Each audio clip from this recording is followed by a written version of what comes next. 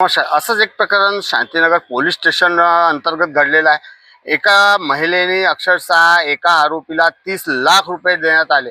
ही 30 लाखाची रक्कम 2022 मध्ये देण्यात आली होती. वारंवार त्यांना फोन त्याच्या घरी जाऊन मागणी केली असता थेट आरोपीने अक्षरशः तिला हेच धमकी देण्यात आली की तिचे अश्लील जे व्हिडिओ फोटोज आहे हे सोशल मीडियावरती व्हायरल करून आणि त्याला बदनामीचा धाक दाखवून याच प्रकरणामध्ये महिला शांतीनगर पोलीस स्टेशन मध्ये गेली आणि FIR दाखल केली. परंतु या प्रकरणात आता आरोपी फरार आहे आणि पोलीस शांतीनगर पोलीस काय कारवाई करतील हेच बघण्यायोग्य राहील. ह्या प्रकरणामध्ये जी महिला होती तिला जे इन्शुरन्सचे पैसे मिळाले होते 2022 मध्ये, तिच्या परिचयातील जी व्यक्ती आरोपी व्यक्ती आहे तेव्हा त्यांच्यासोबत संबंध चांगले होते. त्यांनी तिला वापरायला दिले होते. हे पैसे प्रॉपर्टीमध्ये इन्व्हेस्ट करू आणि त्याचा जो लाभांश तिला मिळणार होता 2025 मध्ये त्याचे तुम्हाला 50 लाख रुपये एकंदरीत इन्व्हेस्टमेंटमध्ये आपल्याला मिळतील असं त्यांनी सांगितलं होतं.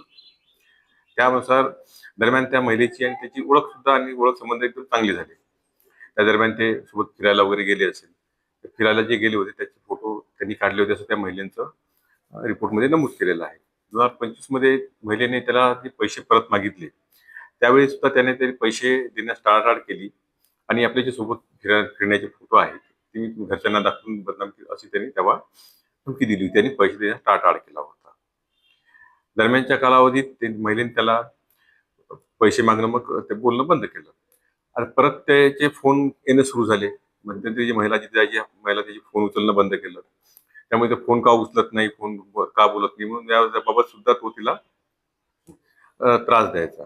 घटनेच्या दिवशी सुद्धा तिला तसंच जुने तुझ्या घरच्यांना फोटो दाखवील असं म्हणून त्याने तिच्यासोबत दुर्व्यवहार केला, शिवीगाळी केली. त्या संबंधित महिलेने आपल्याकडे तक्रार दाखल केली. त्यावरून आपण त्या संबंधित आरोपी विरुद्ध गुन्हा दाखल केलेला आहे आणि गुन्ह्याचा तपास सुरू आहे. अशाच बातम्या पाहण्यासाठी बघत राहा नागेश चित्रमारचा उद्गार न्यूज.